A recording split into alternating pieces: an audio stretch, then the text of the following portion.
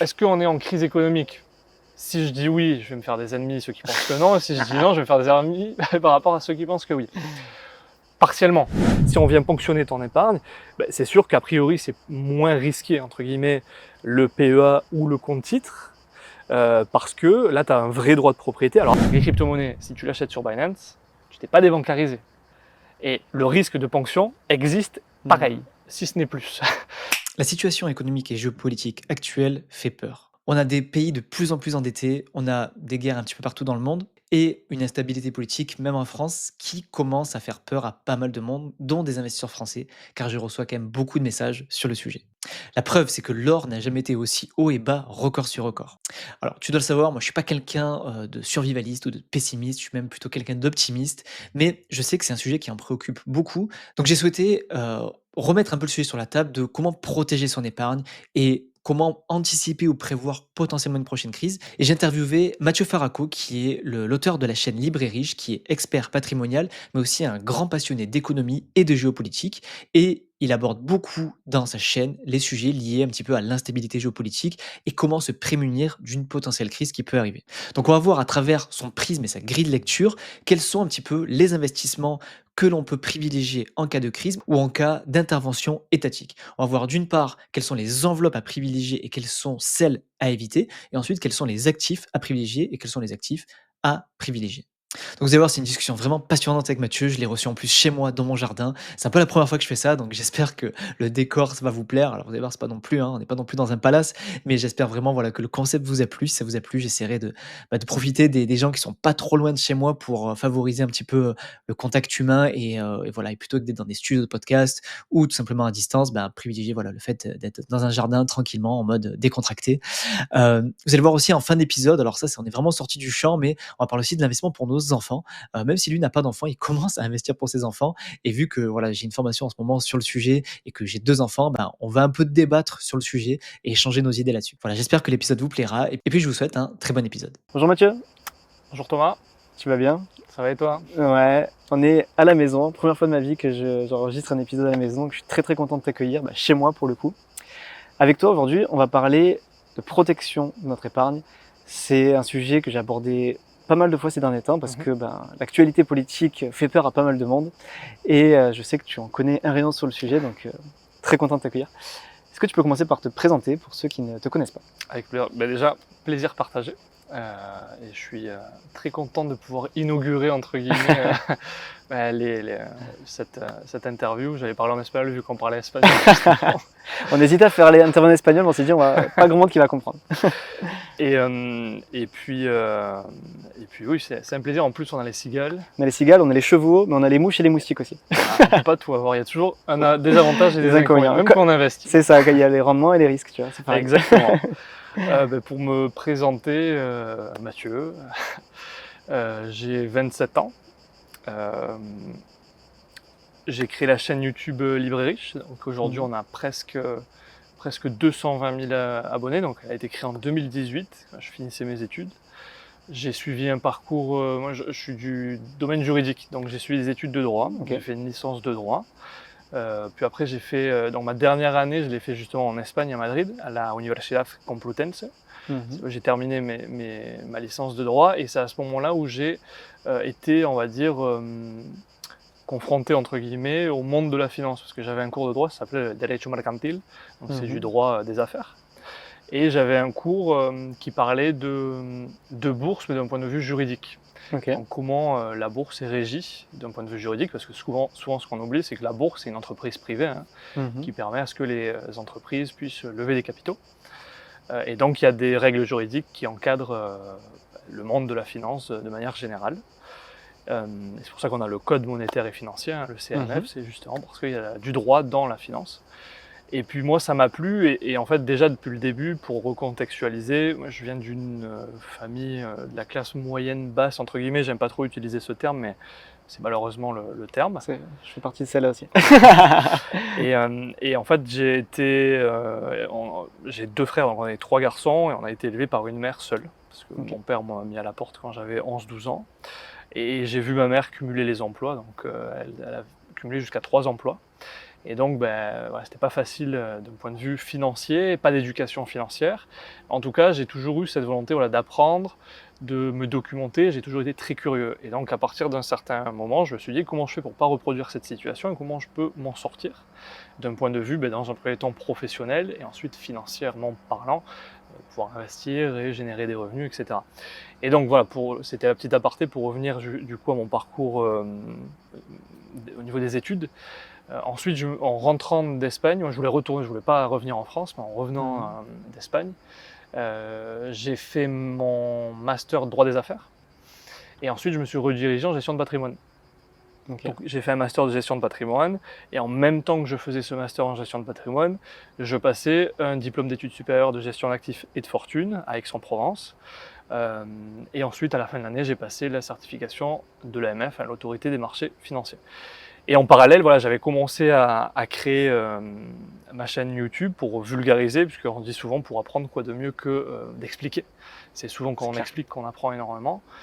Et j'ai toujours adoré expliquer, et même quand j'étais en master de gestion de patrimoine, souvent je jouais le rôle un peu, j'expliquais à tes collègues, voilà, mes collègues qui n'avaient pas forcément compris. Alors j'ai pas la prétention de tout comprendre, mais il y avait des choses parfois, comme j'avais beaucoup de curiosité et déjà en autodidacte je m'informais énormément sur le sujet, j'essayais d'expliquer, en même temps j'apprenais évidemment pour mes examens, et j'ai toujours adoré expliquer. Et donc c'est de là qu'est venue l'idée aussi de pouvoir expliquer au travers des vidéos. Et je me suis dit pourquoi pas le faire de manière didactique. Et à la base, les vidéos étaient faites au travers des dessins. Ouais, donc je me rappelle. Pas. Moi, je t'ai connu comme ça avant. Je trouvais ça génial. Je me suis toujours demandé d'ailleurs comment tu faisais. Ouais, ça, c'était une application. Ça s'appelle VideoScribe. Ouais. Mais ça demande énormément de temps parce que tu dois essayer d'avoir une touche artistique pour que ce soit compréhensible. Et le but, c'était de rendre accessible un sujet qui a priori était réservé, soi-disant, à une élite. Mais par la force des choses, on se rend compte que c'est faux parce qu'il y a de plus en plus de personnes qui vulgarisent ces sujets. Alors moi, ça faisait, maintenant il y a 6 ans, mais il y a de plus en plus de personnes qui se sont lancées entre-temps. Et je trouve que c'est une très bonne chose parce qu'on rend ce sujet accessible, bien que ça reste encore un sujet très tabou, à mon grand regret en France. Mais voilà, ça tend à s'améliorer, et notamment chez les plus jeunes. Donc ça, c'est quand même une bonne chose. Et après ces études-là, donc moi, j'ai jamais été salarié. Alors il n'y a rien de péjoratif, hein, c'est mon expérience personnelle. Ouais, tu es passé finalement directement de la fin de tes études à finalement à Librairie, quoi. Voilà, et à l'entrepreneuriat, parce que très rapidement ensuite, j'ai créé un cabinet de gestion de patrimoine, un organisme de formation. Avec ma chérie aujourd'hui, on est beaucoup axé sur la communication. Pourquoi ? Parce que par la force des choses, moi j'ai 2 grandes passions, c'est l'investissement de manière générale, et l'expliquer, et d'un autre côté l'audiovisuel, parce que pour pouvoir expliquer ces choses-là, il fallait s'enregistrer, et du coup j'ai été obligé de m'informer sur le sujet. Et c'est de là qu'est venue aussi cette... Tu as développé une nouvelle compétence exactement. Qui n'était pas prévue. Voilà, mais du coup ça m'a passionné très rapidement, le son, l'image, comment on enregistre. Je tiens à préciser que c'est lui qui a géré toute la sono et la vidéo. Alors si le résultat est dégueulasse par contre, pour ma défense, il y a une caméra qui ne m'appartient pas. Ouais, voilà, et c'était la mienne et il a galéré à l'utiliser. Donc au moins, si le résultat sur ça n'est pas top, c'est pas top, c'est ça. Et du coup, voilà, très rapidement, j'ai voulu toujours investir, entreprendre et avoir cette liberté à la fois professionnelle, géographique, temporelle. Et aujourd'hui, c'est plutôt... à mon humble niveau, c'est plutôt réussi parce qu'on a la possibilité de se déplacer, travailler quand on veut, où on veut. On peut dire, oui, mais on est employé de nos clients d'une certaine manière, peut-être, mais on a la possibilité de les choisir aussi. C'est ça, tu choisis tes clients et puis tu travailles aussi quand tu veux, où tu veux, tu gères ton temps comme tu le veux. Et moi, je trouve que c'est une des richesses finalement les plus importantes, c'est de disposer de son temps quand on le veut finalement. Oui. Et pas d'être au tribut d'un patron de 9h à 5h. Exactement. Donc et ça me permet de rebondir aussi sur le nom Librairie, parce que, alors pour certains, il y a 2 réactions. Il y a la réaction des personnes qui vont te dire pour qui se prend, ah non, c'est nul, etc. Et il y a d'autres personnes qui vont dire c'est génial. Moi, je suis un fan du nom. Alors, je te précise, j'ai galéré avant. Je sais pas si tu me connaissais avant, mais avant je m'appelais Mon Budget Zen. J'étais plus sur la gestion de budget. Et j'ai changé de nom qu'il y a 1 an. Donc le changement de nom pour moi c'était un enfer pour trouver quelque chose, parce que chaque fois que j'avais une idée, elle était prise. Et plein de fois, je tombais, je voulais un truc avec libre, tu vois. Et souvent, je tombais très proche de toi et je dis, non, c'est bon, il me connaît pas, mais j'ai pas envie d'être trop proche de lui. Et je trouvais génial l'idée parce que j'imagine qu'il y a un jeu de mots avec la librairie aussi. Exactement. Et moi, j'ai trouvé ça, enfin, je trouve que le nom est super bien trouvé, quoi. Mais du coup, même si j'ai pas eu d'éducation financière, l'avantage c'est que ma mère adore lire. Et très rapidement, elle m'a inculqué cet amour pour la lecture et j'adore lire. Et j'essaye de lire le plus souvent possible, malgré le fait qu'on travaille beaucoup. Et pour moi, c'est aussi une source de connaissances, la lecture. Et donc, c'est vrai que je voulais faire un jeu de mots avec la librairie, les livres. Et au début, le tout premier nom de domaine, c'était Librairie, librairie, AI, librairiche.com. Et pas libre et riche. Et parce que justement, il y avait ce jeu de mots. Et ensuite, en plus, ça faisait d'une paire de coups parce que libre, liberté, richesse. Et puis c'est subjectif, c'est-à-dire que la liberté, c'est subjectif. Je pense que la vraie liberté, c'est surtout de temps. Et après, ça peut être aussi la liberté, la richesse de temps aussi. Hein, malgré tout, c'est notre meilleur actif et de connaissances. Et après, chacun verra, l'interprétera un petit peu à sa manière, mais c'est pas forcément pécuniairement parlant, libre et riche d'un point de vue pécuniaire. Ça peut être d'un point de vue temporel et un peu comme tu veux. Et voilà, c'était un jeu de mots surtout à la base. Et d'ailleurs, le premier logo, bon, c'est aujourd'hui, il ressemble aussi, mais c'était un oiseau qui s'envolait avec des billets dans le bec.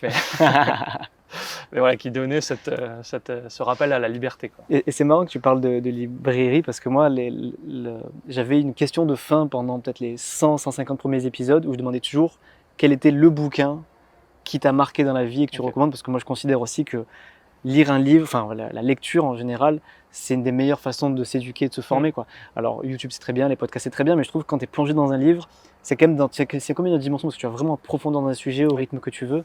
Et je trouve que voilà, la lecture fait partie de la formation en fait. Bien sûr. Et du coup, tu vois, je vais peut-être reprendre à la fin, je vais peut-être te poser la question, quel livre tu recommandes? Il y en a plusieurs, mais on pourra en rediscuter. Je relancerai le sujet. Ok. Du coup, avec toi Mathieu, aujourd'hui, j'aimerais qu'on parle de protection de l'épargne. Voilà. On enregistre cet épisode, c'est fin août 2024, il risque de sortir en septembre. C'est l'anniversaire de mon frère en plus. Ah ok, bon anniversaire à ton frère. Il risque de sortir certainement quand on aura un gouvernement, parce qu'à l'heure où on enregistre, on n'a pas de gouvernement, donc je ne sais pas du tout ce qui se passera. Mais voilà, la dissolution, je sais dans mon audience et je pense dans la tienne aussi, a provoqué un peu d'inquiétude, si c'est les extrêmes qui passent, machin. Bon, a priori, il n'y a pas de majorité absolue, mais bon, quand même, il peut y avoir des choses qui se passent, pas forcément en faveur des investisseurs. Donc on a le droit de se poser des questions. Enfin, moi, les questions que je pose, que je reçois souvent, c'est quid de l'intervention étatique, tu vois. Donc j'aimerais que tu nous exposes simplement quels sont, selon toi, tu vois, les actifs de protection qu'on peut avoir, à la fois contre.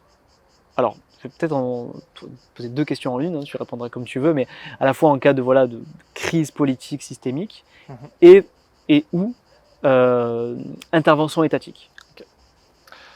Alors, je vais essayer de répondre aux deux questions. Ouais, il y a beaucoup de questions. Vous avez 1 heure. D'un point de vue, c'est pour faire l'objet d'une dissertation. D'un point de vue intervention étatique, parce que c'est assez lié en fait. C'est ça, c'est quand même lié.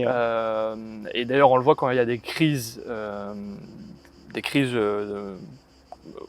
généralisées, on va dire, systémiques, ce qu'on appelle les crises systémiques, elles engendrent bien souvent l'intervention de l'État. Je pense qu'un des meilleurs exemples, c'est en 2001, El Corralito en Argentine. On avait une crise généralisée en Argentine et puis il y a eu le blocage des capitaux, les banques qui n'en pouvaient plus ressortir l'argent. Ça c'est en 2001. On avait aussi en 2010-2011 avec la crise grecque. La Grèce, c'est ce que je veux dire. Et puis après on peut parler aussi du Venezuela qui est en crise depuis maintenant de longues années. Et en fait on voit bien qu'une crise économique s'accompagne bien souvent d'une intervention étatique et souvent c'est plutôt l'inverse, c'est-à-dire que l'intervention étatique peut ou du moins est susceptible de générer une crise économique. Aussi, Pourquoi ? Parce que, alors après, et d'ailleurs ça permet aussi de faire un parallèle avec le nom libre-riche, c'est que la liberté, d'un point de vue économique, je me suis formé sur le libéralisme économique et notamment l'école autrichienne. L'école autrichienne, Mises, Hayek, Rothbard et notamment en Espagne, Jesus Huerta qui est un grand auteur autrichien, et Juan Randayo que j'adore.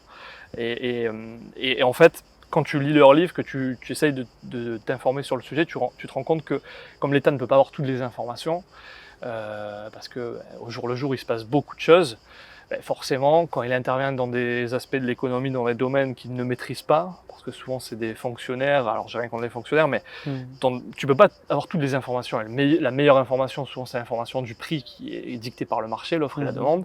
Et quand tu interviens dans un pan de l'économie, par exemple en bloquant les prix, tu génères des dysfonctionnements économiques qui peuvent déboucher en une crise économique. Et ça c'est un fait, je veux dire, tu le vois directement, hein, ça crée des pénuries, etc. Donc finalement c'est assez lié. La crise économique, de l'intervention étatique, soit l'un provoque l'autre, soit l'un génère l'autre. Maintenant, crise économique, bon, est-ce qu'on est en crise économique? Si je dis oui, je vais me faire des ennemis, ceux qui pensent que non, et si je dis non, je vais me faire des ennemis par rapport à ceux qui pensent que oui. Partiellement, parce que comme ça me permet d'être un peu entre les deux. Mais c'est vrai que crise économique, c'est comme tout, ça dépend où on se situe. La personne quelle grille de lecture tu l'as, la personne qui a malheureusement des revenus faibles, ben oui, elle le sent beaucoup plus. Maintenant, oui, on est dans une crise économique dans le sens où on a eu quand même une grande période d'inflation qui a apporté préjudice au portefeuille des ménages. Je donne l'exemple, nous on boit beaucoup d'huile d'olive côté méditerranéen et on a acheté la bouteille d'huile d'olive il y a 2 ans, on avait regardé l'étiquette à 4,50 € le litre. Là, on est allé à 14 € le litre. Ah ouais, non, c'est un scandale. Donc il a fait plus que x2. Plus de 100% d'inflation sur le. Moi j'hallucine, chaque fois que j'achète de l'huile d'olive aussi. Et nous on adore ça. Reviens pas. Ah bah moi nous aussi. Donc, et là tu vois qu'il y a finalement sur l'huile d'olive, en tout cas il y a plus de 100% d'inflation. Après il y a le débat de est-ce que l'inflation est bien calculée ou pas. Le panier de l'inflation de la ménagère dépend en fonction de la personne. Donc en crise économique, oui, notamment par le fait de l'inflation, mais aussi par le fait que les dettes publiques explosent. Et bien souvent, on parle que des dettes publiques, mais aussi des dettes privées. De manière générale, les dettes sont au maximum. Et il y a ce fameux débat de repousser à chaque fois la limite de la dette publique, notamment aux États-Unis. Donc ça, effectivement, se pose la question notamment des obligations. Puisque pour se financer, un État émet des obligations. Et le problème, c'est qu'on sait bien qu'il y a un stock d'obligations qui a été émis. On a eu une décennie de taux bas durant laquelle les États auraient dû plutôt en profiter pour se désendetter. Ils ont fait tout l'inverse, c'est-à-dire ils ont augmenté leur endettement. Manque de chance, il y a le Covid qui est venu, ce qui a fait que l'endettement a encore plus explosé. Et donc forcément, quand on a eu cette période, il y a eu de l'inflation. Parce qu'il y a eu des déficits publics énormes qui ont fait que forcément quand tu distribues de l'argent gratuit, les gens dépensent et il y a plus de demandes que d'offres. En plus, les chaînes d'approvisionnement étaient stoppées, ce qui fait que l'inflation a explosé, tout simplement. Et donc pour contrer l'inflation, une des meilleures mesures, c'est d'augmenter les taux d'intérêt. On l'avait avec Volcker dans les années 70 avec la crise pétrolière. On a eu des taux qui sont montés à 20% pour lutter contre l'inflation.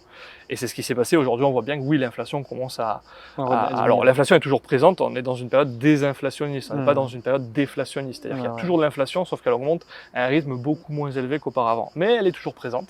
Et elle est toujours au-dessus des objectifs de 2%. Là, on est à 3, je crois, en ce moment. On est dans ces eaux-là. Et donc, ça veut dire que les taux doivent rester encore élevés. Bon, on a eu la Réserve fédérale qui s'est réunie il n'y a pas longtemps et qui nous dit finalement, à partir de septembre, on va voir, alors on verra quand la vidéo sera publiée si ça a été le cas, mais qui disait que c'est le temps de baisser les taux d'intérêt. Bon, on a bien compris pourquoi. C'est que forcément, les États continuent de s'endetter comme des fous et il faut bien pouvoir financer ces États. Et si les taux d'intérêt restent trop élevés, la charge de la dette va augmenter. Et donc, on rentre dans un cercle vicieux. Si la charge de la dette augmente, il faut encore continuer.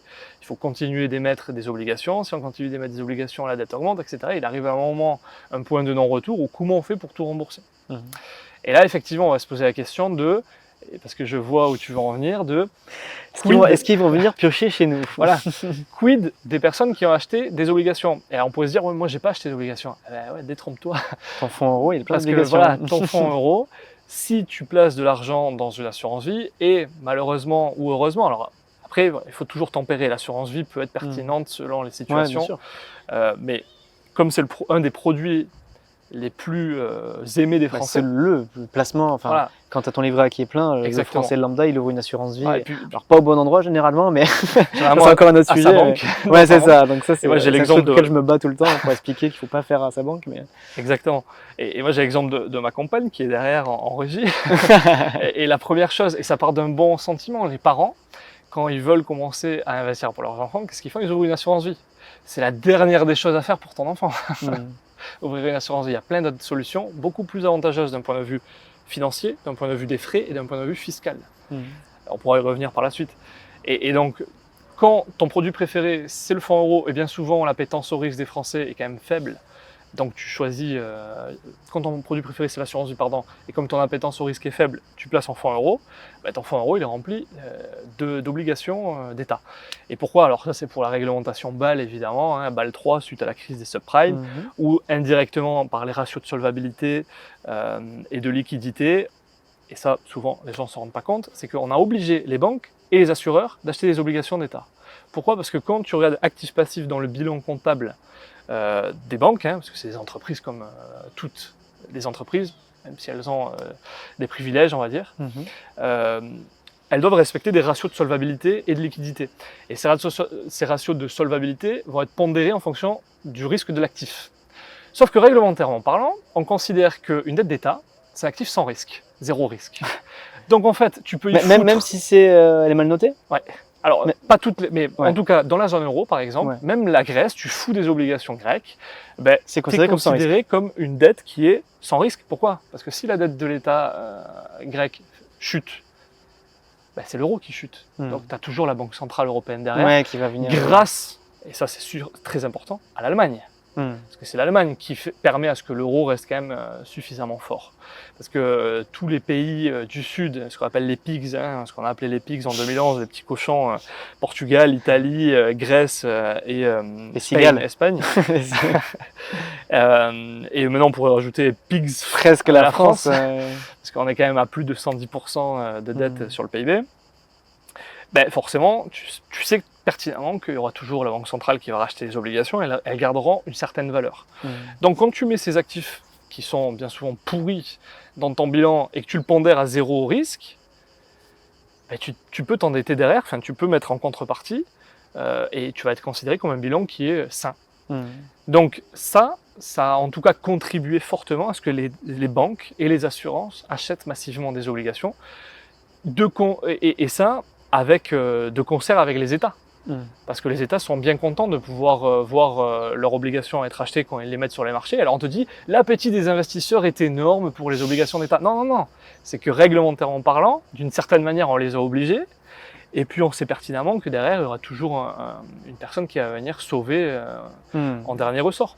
Donc non, c'est pas qu'il y a de l'appétit. C'est qu'ils n'ont pas le choix. À la limite, t'as pas le choix, quoi. Et donc ce qui se passe, c'est que ça permet d'avoir des taux qui restent faibles. Alors si en plus tu fous le QE, le quantitative easing derrière, ça permet encore plus de baisser les taux d'intérêt, sauf qu'il arrive un moment où quand il y a de l'inflation, les taux remontent, et là les obligations perdent de la valeur. Et qu'est-ce qui se passe si au bout d'un moment on continue de s'endetter, il va falloir les acheter ces obligations, et si on veut pas que les taux montent, il va falloir les acheter, notamment en relançant le quantitative easing, l'assouplissement monétaire. Et c'est ce qui finalement va terminer par arriver, parce qu'on le voit aux États-Unis, finalement, ils vont décider de commencer à baisser les taux. La BCE a déjà commencé un petit peu les baisser. Et finalement, on se dit que finalement, les taux vont continuer devraient commencer et continuer à baisser. Donc, qu'est-ce qui se passera? Si l'inflation revient, là, effectivement, il y a ce risque de perte de valeur d'actifs, et notamment les obligations. Et la question se pose de est-ce qu'on peut ponctionner l'épargne? Alors là, oui, on peut parler de la loi Sapin 2 en 2016 qui effectivement permet à ce que le HCSF, le Haut Conseil de stabilité financière, puisse limiter, voire restreindre ou geler temporairement, 6 mois en principe, le retrait partiel ou total des fonds logés dans des assurances vie. Mais sur ça, tu vois, de ce que j'ai lu sur la loi Sapin 2, qui fait beaucoup peur et à juste titre, tu vois, et on n'a pas assez parlé, je pense, dans les médias traditionnels, avec les médias financiers qu'on en parlait, c'est qu'a priori, la raison pour laquelle elle serait appliquée, c'est en cas de remontée forte des taux. Ce que j'ai lu, tu vois, je pense que sur ça, tu connais mieux que moi. Et pour le coup, on a connu cette période en 2022. Bien sûr. Et finalement, elle n'a pas été appliquée, donc est-ce que c'est un signe de ça va? Est-ce que est-ce que, vu qu'on a connu cette période qu'on redoutait tant de forte montée des taux et que du coup, la loi Sapin 2 n'a pas été appliquée, est-ce que c'est un signe de se dire, bon ok, en fait, elle est pas si effrayante que ça? Ou est-ce que, au contraire, tu te dis, on sait jamais, ça peut être encore plus violent et là, elle va être appliquée. Enfin, tu vois, qu'est-ce que tu penses de ça, toi? C'est un très bon exemple que tu donnes parce qu'effectivement, c'est en cas de remontée des taux, mais il faut qu'il y ait une autre condition qui est en cas de stress excessif au niveau des marchés. Et donc, ce stress excessif, et d'ailleurs, on le voit bien souvent quand les marchés chutent brutalement. Alors, je ne sais pas, peut-être qu'il y a des personnes qui nous écoutent qui ont vécu notamment la chute en février 2020 de Covid. Ouais. Moi, je me rappelle, j'avais l'écran devant, voilà, j'allais passer mes ordres. Et j'ai vu chuter de moins de 12% comme ça le truc. Je fais, oh putain. Qu'est-ce que vite, j'achète pas. Alors, j'avais des collègues qui disaient vends. Et moi, j'ai remis un billet dedans. Mais effectivement, tu le vois avec les bourses. Il y a eu notamment un flash crash, entre guillemets, au Japon récemment. Ouais, et ce qui se passe, c'est que les bourses sont fermées. Pour justement limiter, la panique. Voilà, parce que si on a une panique financière, tout le monde se met à vendre et ça fait des margin calls aussi, parce qu'il ne faut pas oublier que la finance, c'est surtout des institutionnels, ce qu'on appelle les zinzins, les investisseurs institutionnels, c'est pour ça qu'on les appelle les zinzins. Et comme la finance, c'est surtout ces investisseurs institutionnels, ils le font beaucoup avec des effets de levier. Et les effets de levier, quand tu mets des effets de levier, tu es obligé de mettre une garantie en contrepartie. Et quand tu mets des garanties en contrepartie, ces garanties, c'est quoi? C'est des actifs qui ont une certaine valeur à un moment donné, mais qui peut prendre en valeur ou diminuer en valeur. Et quand ça diminue en valeur, souvent, l'entité financière qui te concède ce prêt, si ça perd en valeur à un certain seuil, c'est prédéfini à l'avance, va appliquer ce qu'on appelle un margin call, donc faire un appel de marge, va te dire soit tu remets en garantie des actifs pour que la valeur reste suffisamment élevée, pour que si tu ne me rembourses pas, je puisse liquider les positions et me rembourser sans enregistrer des pertes, soit je liquide maintenant à la valeur voilà, pour qu'il n'y ait plus de soucis. Le problème, c'est que quand tu te retrouves dans des situations de stress, de marché très stressé comme ça, et que tu n'es pas en mesure de rajouter des actifs avec une valeur suffisante, et qui plus est, si tous tes actifs ont perdu en valeur, tu as beau en rajouter, c'est peut-être pas suffisant, tu as toutes ces entités financières qui commencent à liquider leurs positions. Et ça accentue ça fait l'effet boule de neige, mais dans le mauvais sens. Et du coup, c'est là où tu vois des flash crack, flash crash, en fonction de comment on veut le prononcer.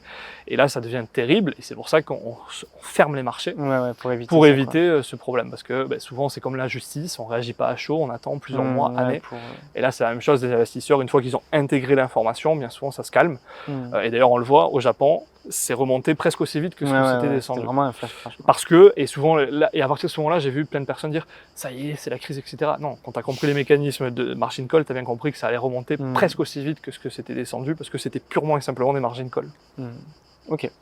Donc du coup, si on revient donc au fait de protéger du coup son épargne en cas d'intervention, donc pour toi, l'assurance vie reste quand même un placement à éviter selon toi. Est-ce que tu penses que ça peut être un des premiers placements sur lesquels l'État pourrait se servir?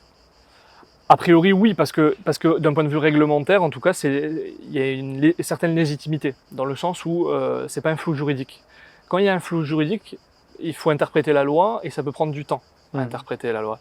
D'ailleurs, on le voit, on pourra peut-être y revenir par la suite avec le LMNP, qui a la volonté de toucher, c'est Anaïg Lemer, la députée du bord politique de notre président, ils ont la volonté de venir taper sur le LMNP. Et du coup, alors MNP au régime réel, on pourra y revenir, bien qu'il y a le BIC qui a déjà été touché, le micro, pardon. Mais ce que je veux dire, c'est que quand il faut interpréter la loi, ça prend du temps. Parce qu'il y a la navette parlementaire, il faut que ce soit approuvé, et puis après, il faut que ce soit aussi publié au journal officiel. Alors que là, on a déjà une loi qui est déjà faite.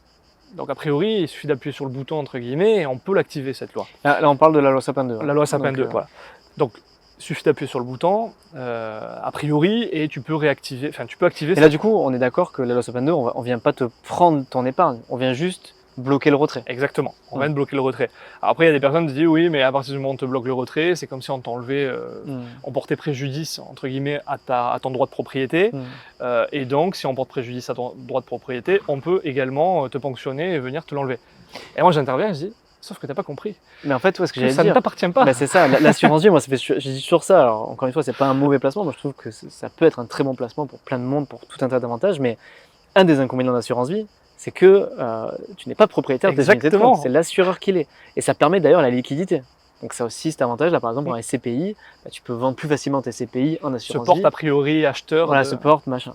Donc, et même, pareil, tu peux faire du private equity via ton assurance vie parce que l'assureur Bien se sûr. porte garant. Enfin, il fait le tampon. Moi, je disais qu'il fait le tampon, quoi. Pour, Ouais, il joue un petit peu le rôle de market maker, entre Ouais. guillemets. Il se porte acheteur des vendeurs et vendeur des acheteurs d'une certaine Et manière. par contre, ça veut dire que quand toi, tu penses être actionnaire d'un ETF ou d'une action, bah, tu ne l'es pas. Exactement. Parce que c'est donc pour ça, privilégions plutôt le PEA ou le compte titre où tu es propriétaire de tes actions. Exactement. Et tu fais très bien de le remarquer. C'est pour ça que moi, quand on me dit, on peut venir ponctionner ton argent en assurance vie. Mais en fait, l'assurance vie ne t'appartient pas. Ouais, déjà. Et c'est là où c'est super important de bien distinguer. Et moi, pour être juriste à la base, c'est quelque chose sur lequel j'insiste à chaque fois. Et puis en plus, ça fait un parallèle avec la finance et la comptabilité, actif-passif. C'est qu'il faut bien distinguer entre, d'un côté, ce qu'on appelle le droit de propriété, Mhm. où là, ça t'appartient. Et d'un autre côté, ce qu'on appelle le droit de créance, où là, ça ne t'appartient pas. Tu as généré le droit de recevoir quelque chose, mais tu n'es pas sûr de le recevoir un jour. Si moi, demain, je te prête 100 €, j'ai un droit de créance équivalent à 100 €, donc j'ai le droit de recevoir un remboursement équivalent à 100 € plus intérêt si on met des intérêts. Mhm. Maintenant, tu peux ne pas me les rendre, ces 100 € si tu fais défaut. Par contre, demain, si j'ai là ma voiture, j'ai un droit de propriété dessus, personne ne me doit rien, la voiture m'appartient. Alors que quand j'ai un droit de créance, quelqu'un me doit quelque chose. Et là, l'assurance, c'est la même chose. C'est pour ça qu'on dit on fait des rachats, on ne fait pas des retraits, on fait des rachats. On rachète quelque chose à l'assureur.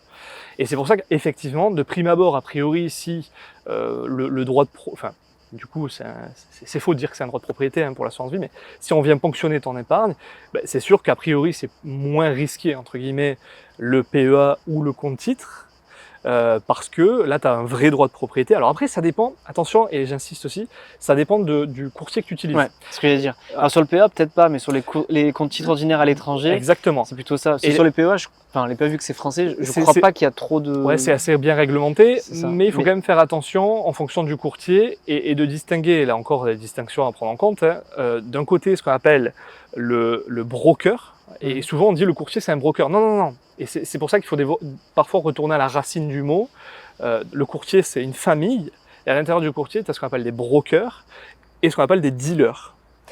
Le broker, il fait quoi? Il fait l'office, il fait office d'intermédiaire, comme le ferait un agent immobilier. Il met en relation des acheteurs et des vendeurs, mais l'agent immobilier n'achète pas la maison. Donc si toi tu vends ta maison, moi je veux te l'acheter, il y a un agent immobilier au milieu, il nous met en relation, moi je te paye la maison, tu lui donnes sa com, mais à aucun moment cet agent immobilier n'a acheté la maison. Donc ça serait ce qu'on appelle un broker, un simple intermédiaire. Et maintenant tu as des plateformes, donc tu as beaucoup de plateformes qui font ça. Et tu as aussi des plateformes qui jouent le rôle de dealer. Et le dealer, il fait quoi? Toujours cet agent immobilier, mais cette fois, hop, il tourne la casquette, c'est un dealer, plus un broker. Tu as une maison achetée, admettons 100 000 €, il vient, il te l'achète. Donc la maison lui appartient à lui. Et moi, je veux acheter une maison, donc je m'adresse à lui, et lui me la vend 120 000. C'est dans son intérêt, il l'a acheté 100, il me la revend plus cher. Et lui, il se prend ce qu'on appelle le spread, entre bid et ask, la demande et l'offre, et il se prend sa com au milieu.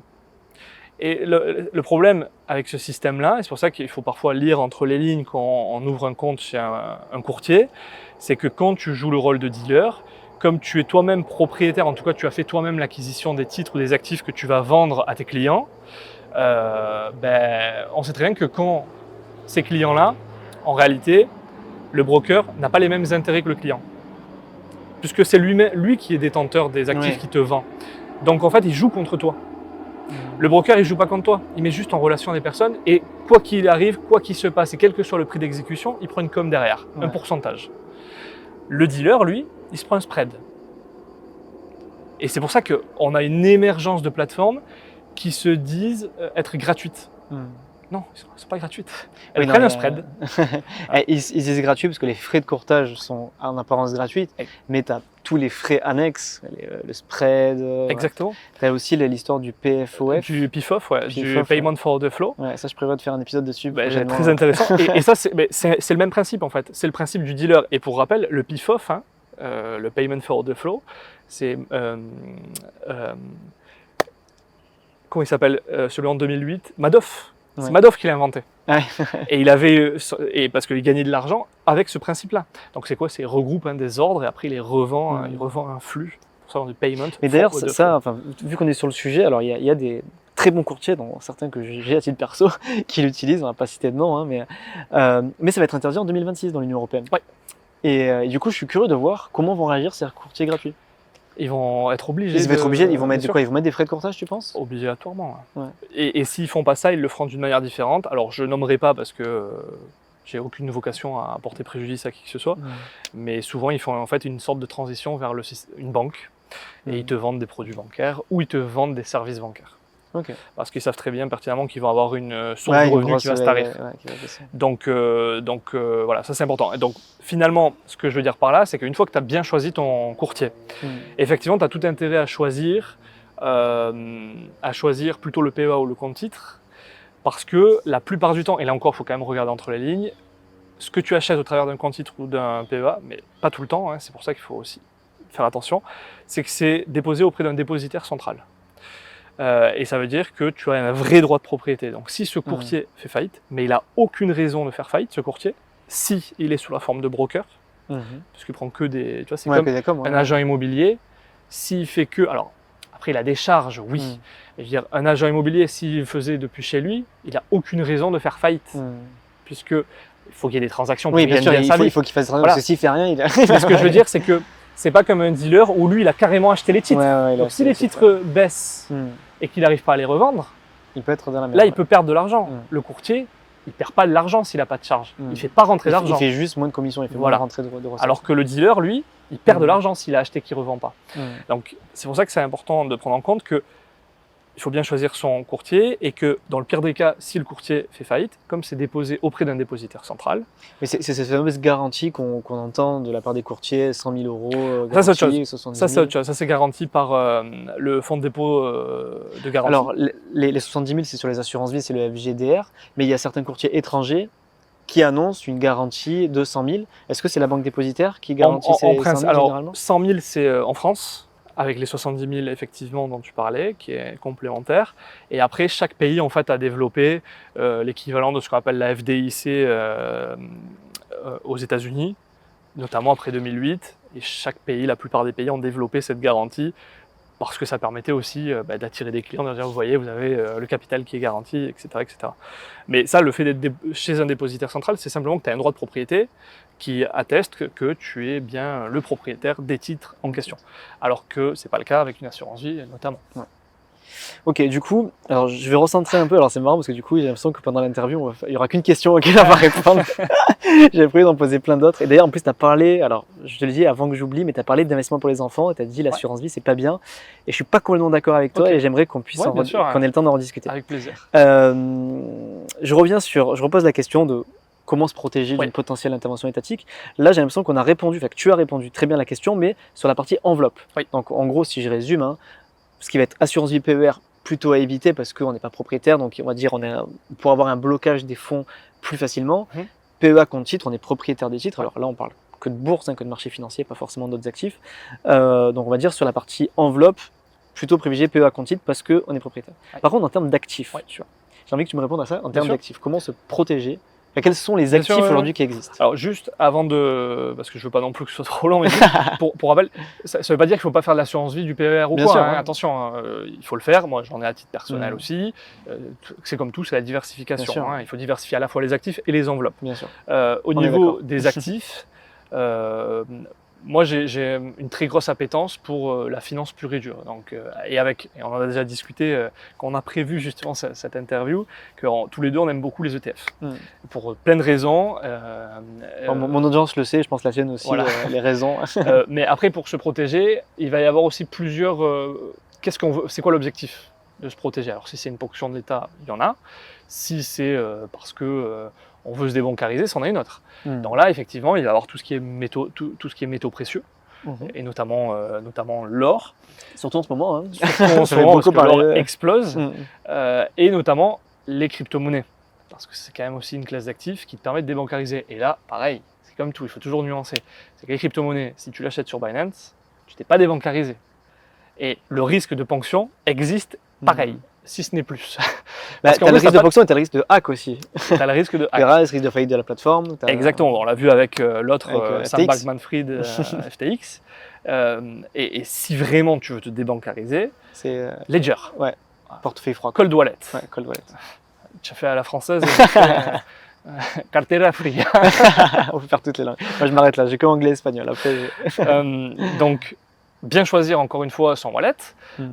pas passer par une plateforme centralisée type Binance ou quelle que soit la tu plateforme. peux. Enfin, moi, ce que je dis souvent, c'est que tu peux l'acheter sur des plateformes centralisées. Et tu transfères. Et tu transfères du moins la majeure partie. Après, tu peux, je dis, en fonction des stratégies, si tu veux faire du Totalement. stacking, un Exactement, ouais. peu t'amuser et tout, pourquoi pas en laisser une partie. Mais si tu commences à avoir des sommes considérables, moi je recommande. Voilà. Et garde bien tes clés par contre. Hein. Ouais, voilà. Tes 24 garder mots, il ne tes faut pas les clés. perdre. Ah, c'est clair. Il est Là, dans il y a plusieurs endroits l'anecdote de différents. l'anglais qui a voulu creuser la décharge parce qu'il avait fait tomber son support et en fait il a perdu je sais pas combien de millions. Donc ça c'est partie crypto qui effectivement peut être intéressant, notamment aujourd'hui. Pareil, le Bitcoin, j'ai eu la notification qui a encore repris énormément. Donc ça fait toujours du bien. Mais quand on en a, c'est cool.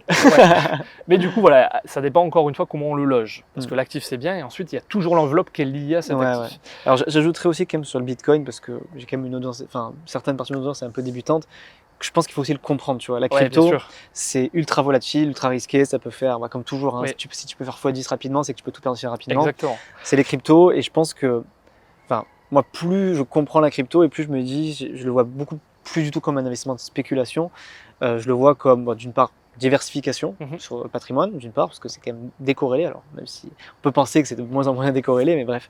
Mais comprendre aussi l'écosystème, qu'est-ce qu'il y a derrière, pourquoi, comment, enfin, je pense que c'est super important que les gens qui nous écoutent, s'ils s'intéressent au Bitcoin pour, on va dire, se débancariser ou se protéger d'une potentielle intervention étatique, ils comprennent qu'est-ce que c'est, pourquoi, à quoi ça sert.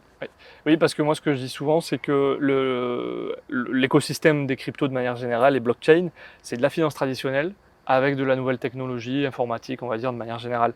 Donc si tu n'as pas compris la finance traditionnelle, déjà tu démarres avec un gros handicap. Et si tu n'as pas compris non plus le fonctionnement de la blockchain, parce que tout ce qui est signature électronique, proof of work, proof of stake, exactement, puis la blockchain, le fonctionnement d'une base de données, etc., tu vas avoir du mal. Donc si tu te fonces tête baissée, non, tu vas faire n'importe quoi. Et ensuite, tu vas avoir effectivement les métaux précieux. Et là, pareil, encore une fois, ça va dépendre de comment tu vas stocker tes métaux précieux.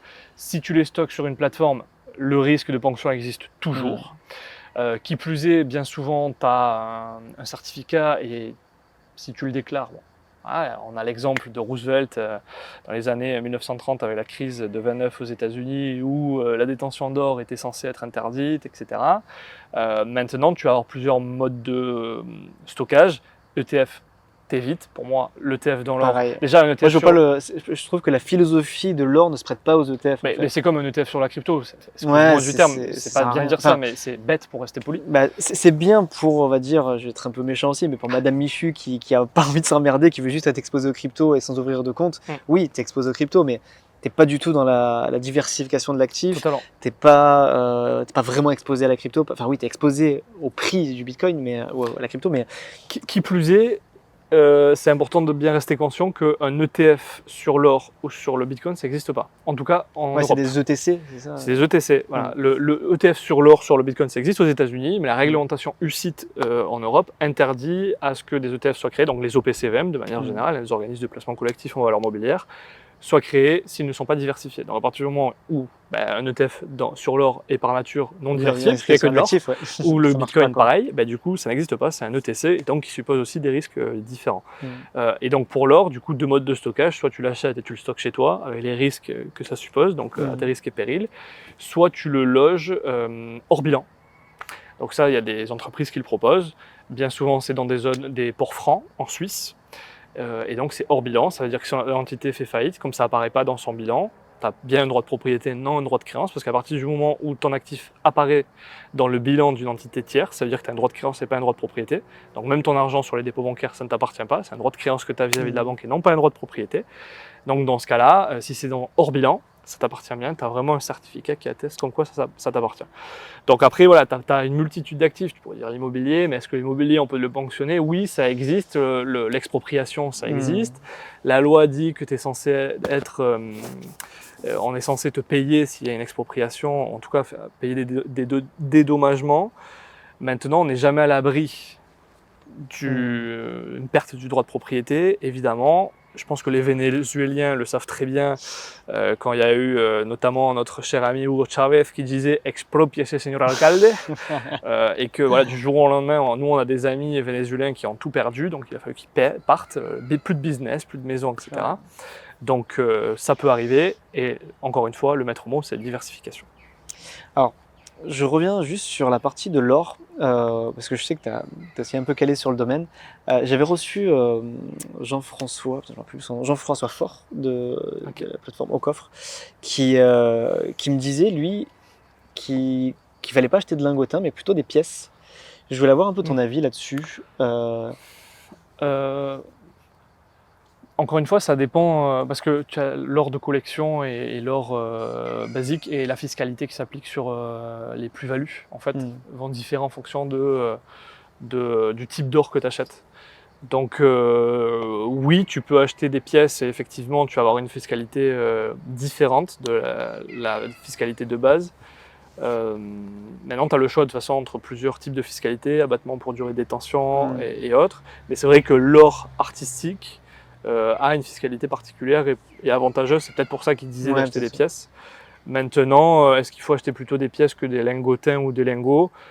Moi, je considère, enfin moi je m'y connais pas plus que ça, mais je considère que ça reste de l'or, donc tu suivras le métal. Mais lui, ce qu'il disait, en plus de la fiscalité, il expliquait que en période de stress, en période de crise, du coup les primes sur, enfin la rareté, enfin la valorisation de la pièce va plus vite que sur un lingotin en fait.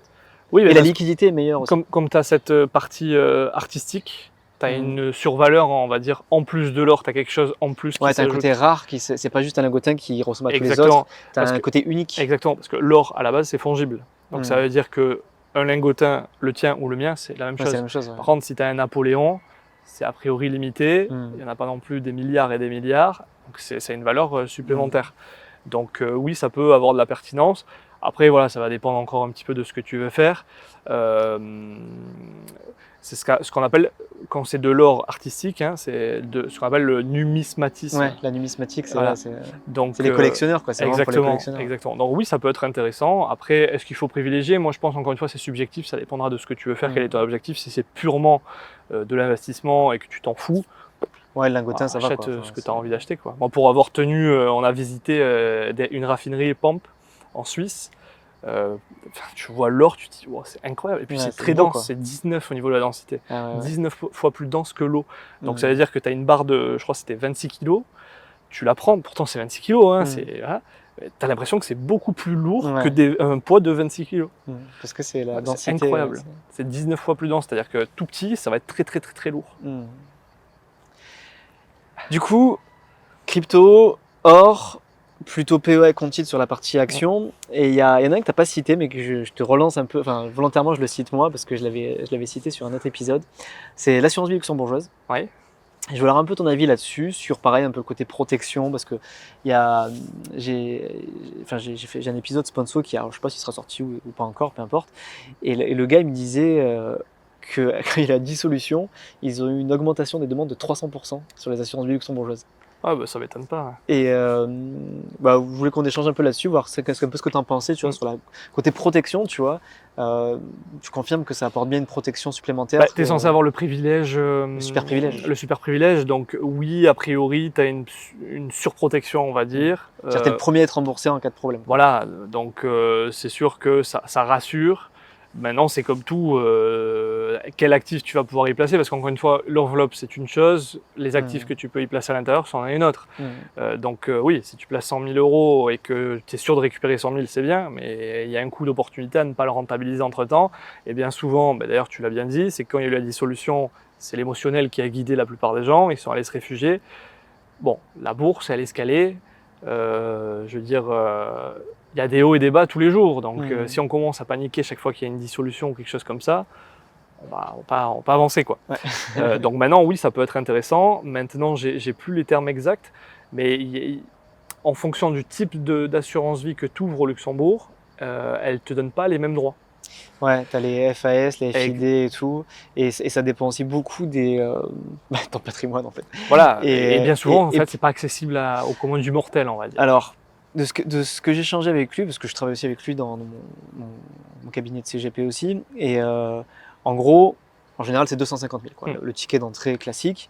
Mais il y a certains actifs, comme le private equity, qui est souvent le plus demandé en assurance vie luxembourgeoise, ben, des fois, il faut avoir au moins 1 million, quoi, bien sûr. pour avoir accès à certains fonds. Mais lui, il me disait qu'il y avait une assurance vie luxembourgeoise où ils acceptaient à partir de 15 000. Ok. Et je trouvais ça assez fou, quoi. Je trouvais ça assez fou parce que finalement, je me dis, c'est quand même beaucoup plus accessible, quoi, tu vois, 15 000. Alors, par contre, le choix est évidemment beaucoup plus restreint. Tu n'avais que 6 ETF, mais tu avais quand même de l'ETF dedans. Donc, je dis pas que c'est une bonne ou mauvaise solution, mais je trouve ça quand même intéressant de le mentionner, tu vois, que ça existe, quoi, que c'est quand même possible. Bien sûr. Après, voilà, si tu as 15 000 balles à placer, est-ce qu'il y a d'autres choses à faire Oui, avant, bien sûr, tu vois, il y a certainement d'autres choses à faire. Encore une fois, la version luxembourgeoise, je pense que c'est pour des principes. Je pense que ça intéresse aussi beaucoup les expats, tu vois, ça peut être pour les expats, ça peut être voilà, si tu flippes vraiment de la France, donc après, tout un tas de sujets, mais je trouve intéressant de le mentionner comme actif, tu vois, pour se protéger, je sais que c'est beaucoup demandé. Alors, je ne sais plus combien on a de temps. Le temps passe vite. Alors, je suis désolé, j'ai un peu changé le programme, je voulais qu'on parle un peu des ETF, mais tu as dit un truc qui m'a un petit peu chamboulé parce que je suis en train de préparer. Alors, encore une fois, je pense que quand l'épisode sera sorti, je pense que ma formation sera sortie, mais je suis en train de sortir une formation pour investir pour les enfants. Parce que, comme tu sais, j'ai 2 petits, un de 6 mois, un de 3 ans et demi. J'investis pour eux et voilà, je trouvais ça pertinent de faire une formation dessus parce que on me l'a demandé et il y a très peu, voire je ne connais aucune je demande. Il n'y en a pas, et je pense que voilà, ça peut être intéressant. Alors, je ne m'adresserai pas à toute mon audience, bien sûr, mais bref. Et dans la formation, ouais, c'est une niche, hein, mais clairement, je sais que je vais viser une partie de mon audience. C'est même peut-être très porteur parce qu'il y a de plus en plus de personnes qui se posent la question de comment investir pour ses enfants. Et c'est ça, et moi, je commence dans ma page de vente, hein, je dis le livret A, le PEL, oubliez, c'est pas que c'est nul, enfin oui, en réalité c'est nul sur le long terme. Enfin, c'est bien, oui, c'était vraiment du rendre zéro risque et tout, mais en réalité, tu vas te faire grignoter par l'inflation, donc surtout que pour un enfant, on a du temps, donc on peut se permettre de prendre du risque. Et du coup, dedans, dans la formation, je parle de la solution de l'assurance vie. Assurance vie au nom des parents et assurance vie au nom de l'enfant. Donc je voulais savoir pourquoi tu trouves ça pas bien. Alors, pour plusieurs raisons. Alors, en plus, c'est rigolo parce que moi, j'aimerais faire... Je parle pas que de ça, parce que moi, à titre perso, j'ai une autre stratégie et je pense que c'est celle que tu privilégies. Je pense qu'on va se retrouver dessus. D'ailleurs, c'est un sujet que moi, je voulais traiter aussi, faire une petite formation, même si j'ai pas d'enfant. Parce qu'on n'a pas besoin d'avoir d'enfants pour expliquer comment on utilise pour les enfants d'un point de vue financier. Et moi, éducation d'enfants, j'ai rien à dire par contre. Moi j'en parle ça aussi. Mais moi j'avais un argument, c'est que je montre la capture d'écran du portefeuille de ma fille, elle est déjà à plus 25% au bout de 3 ans, je me dis ça fait un petit argument. Ouais, c'est cool. Du coup, pourquoi ? Bien souvent, on privilégie effectivement l'assurance vie, le livret A, le compte titre. Le compte titre non, mais on peut aussi privilégier le compte titre. Évidemment, PEA, on ne peut pas, hein, parce que mineur, tu ne peux pas. Mais du coup, la seule solution, et parce qu'il n'y a pas d'éducation financière, c'est l'assurance vie. Le problème, c'est quoi ? C'est que l'assurance vie, quand tu vas placer de l'argent pour ton enfant, bien souvent, tu l'ouvres au nom de l'enfant. Généralement, c'est ce qui est... Déjà, d'un point de vue... Après, c'est toujours borderline, hein.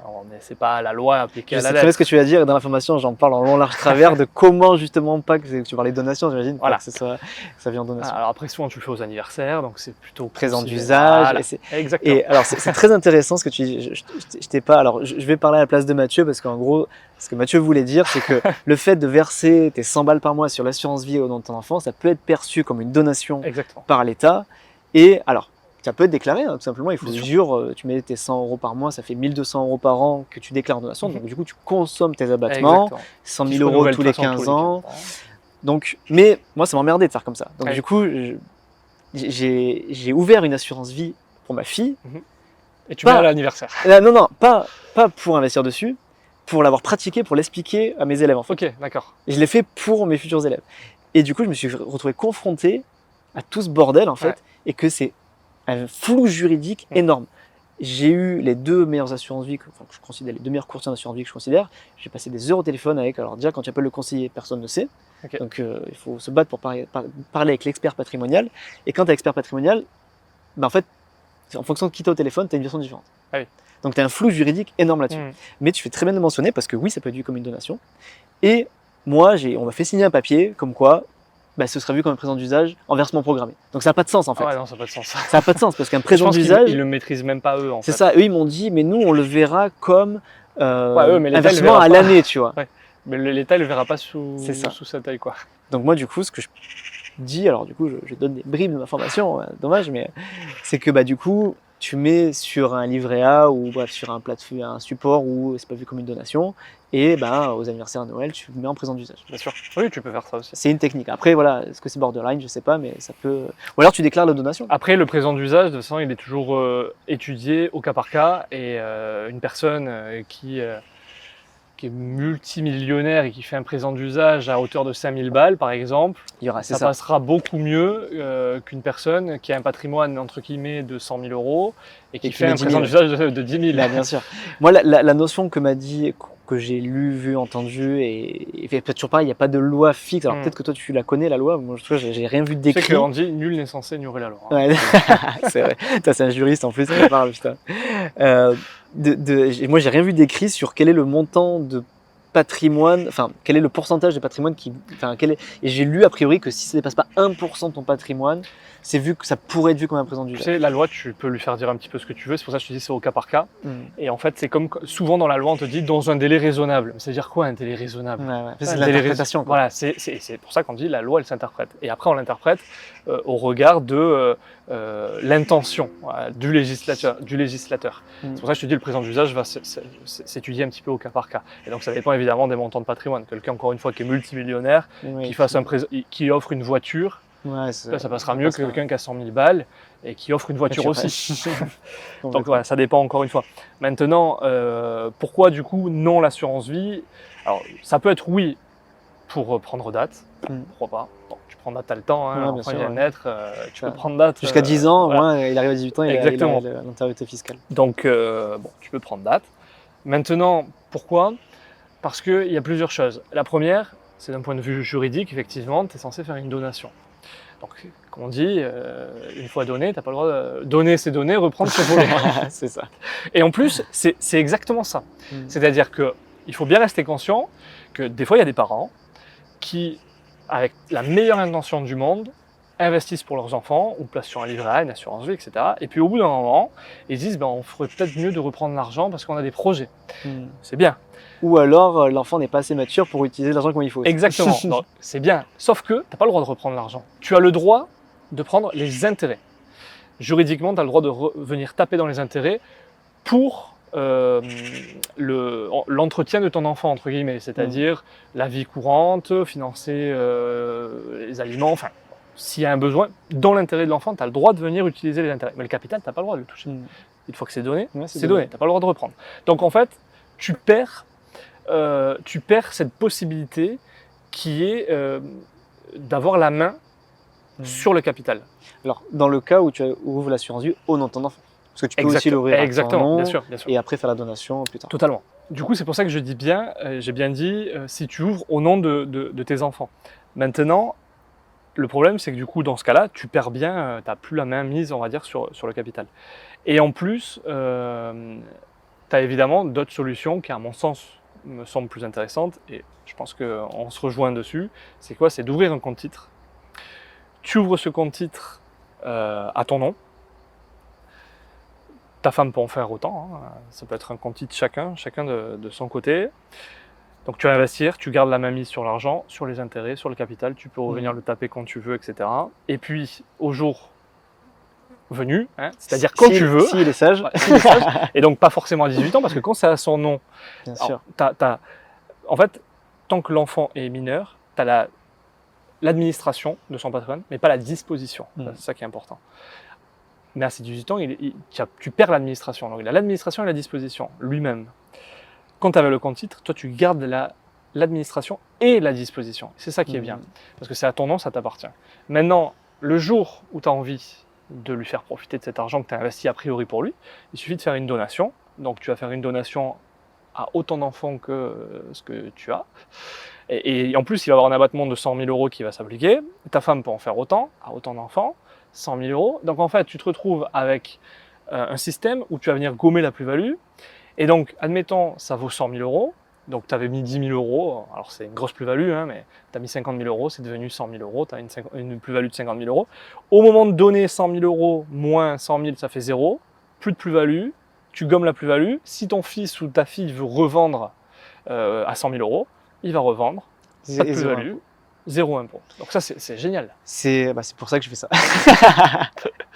Et je rebondis là-dessus en mettant, qui est pour moi la raison pour laquelle je fais ça, parce que c'est vrai que finalement l'assurance vie, outre les inconvénients, enfin les petits flous juridiques sur la donation, et même si tu fais l'assurance vie à ton nom, ben fiscalement c'est moins intéressant, parce que sûr. on dit toujours l'assurance vie c'est trop bien, au bout de 8 ans tu payes que la CSG, et encore quand tu es dans les abattements et quand tu as les primes inférieures, bref. Il y a toujours plein d'astérisques, c'est toujours très compliqué la fiscalité en France, mais bref. Mais tu payes au mieux du mieux, tu payes quand même 17,2 sur tes plus-values. Alors qu'avec le compte titre, pour le coup, zéro, quoi. Ouais. Tu n'as pas de CSG à payer. Donc c'est aussi ça. Oui, parce qu'il faut bien rester conscient que ton assurance vie, il va falloir que tu sortes les sous. Tu vas Ouais, pas c'est ça. pouvoir donner C'est l'assurance ça, vie. tu donnes pas l'assurance Ça ne vie, se c'est donne ça. pas. Il faut racheter l'assurance vie, tu Exactement. payes ton impôt et ensuite tu donnes. Alors que le compte titre, donc Exactement. c'est. Donc c'est pour ça que je dis assurance vie pour les Mais- enfants. Ouais, mais je veux bien entendre. Je vais te donner des avantages, enfin je vais donner quelques Bien sûr. choses que je trouve intéressantes, parce que t'es pas le seul, hein, tu vois, j'ai pas mal d'autres collègues, Jolan, je crois que tu connais aussi, qui en parle Adorable. aussi pas mal et qui est adorable et qui a la même stratégie que moi, et on a quasiment la même stratégie pour nos enfants, bref. Et il y a quand même un truc que je trouve, un inconvénient que je trouve au compte titre, c'est la gestion du risque. Parce que imaginons que tu veuilles, je sais pas moi, tu prends un ETF Monde au hasard, très bien, tu mets tes 100 balles par mois, trop bien, tu arrives à la majorité. Imagine, tu veux sécuriser le capital. Bah, tu vas pas vendre. Parce que si tu vends, tu perds tout l'avantage de purger la plus-value. Donc, c'est pour ça que, en fonction des profils, en fonction de si tu veux sécuriser le capital, le compte titre, c'est peut-être pas adapté à tout le monde, tu vois. Et je trouve que l'assurance vie a un point positif pour ça. Ah oui, ben, C'est ça que reste à c'est l'intérieur, enveloppe bien catalysante, sûr. donc tu peux sécuriser au fur et à mesure, un peu, tu sais, comme quand tu t'approches de la retraite, où tu sécurises ta partie risquée. Et c'est pour ça que je trouve que l'assurance vie a quand même ce point positif pour la gestion du risque. C'est quand même tes enfants, ce serait quand même con que la veille des 18 ans, on se tape un crash boursier, on prend moins de 50%, il faut payer les études à ce moment-là. Tu vois, c'est un peu con, quoi. Totalement. Après, voilà, il faut calculer. Si la bourse chute d'environ 20%, ce qui sera l'équivalent de ce que tu vas payer en impôts, prélèvements sociaux et impôts sur le revenu si tu sors. Alors après, tu vas avoir les abattements, etc. hein. Mais de la même manière que tu ne vas pas vendre 100% de ton placement sur le compte titre, a priori, tu ne vas pas faire de rachat à hauteur de 100%. Donc il faut juste faire une comparaison qui soit la plus juste possible, entre guillemets.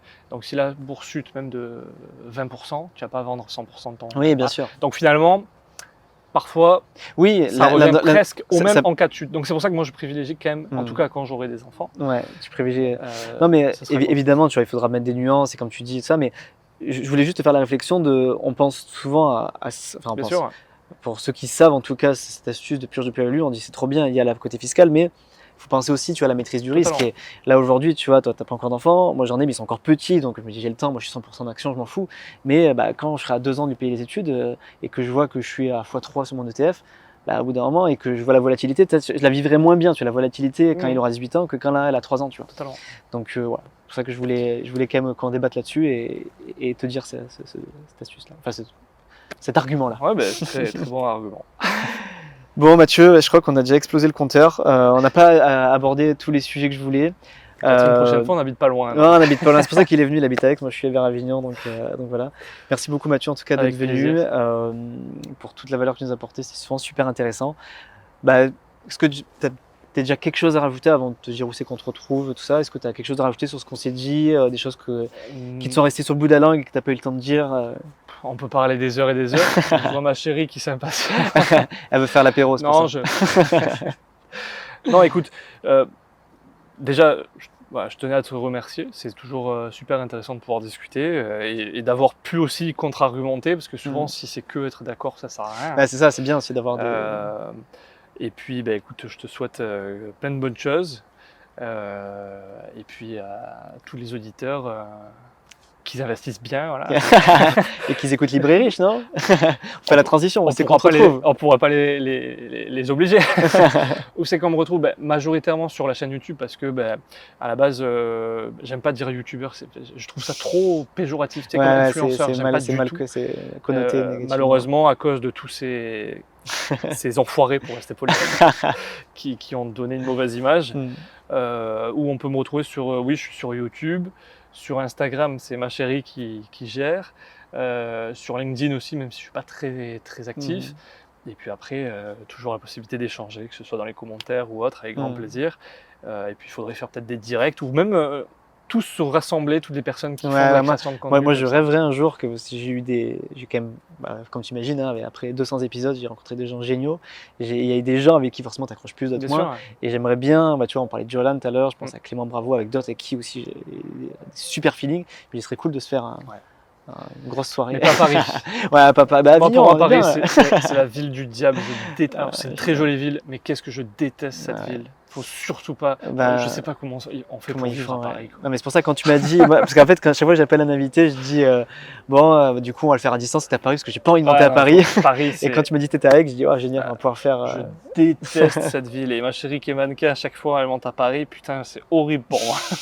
Et le pire, c'est le métro. C'est dégueulasse. Je déteste cette ville. C'est magnifique. Elle est très jolie. En tant que touriste, c'est très bien. Mais c'est de la Mais, merde. pour vivre vivre, à Paris, c'est un enfer. Ouais. Ouais, j'ai vécu 1 an à Madrid. Je peux te dire que pourtant, c'est une grande ville. Ça n'a rien à voir. Hmm. Rien à voir. Paris, c'est horrible. Ouais, j'ai vécu Voilà, 5 sur ans. cette donc, jolie- Ouais, bref, on commence à cette touche dériver. Ouais. Merci Mathieu en tout cas. Et Avec puis plaisir. écoute, à bientôt. À très bientôt.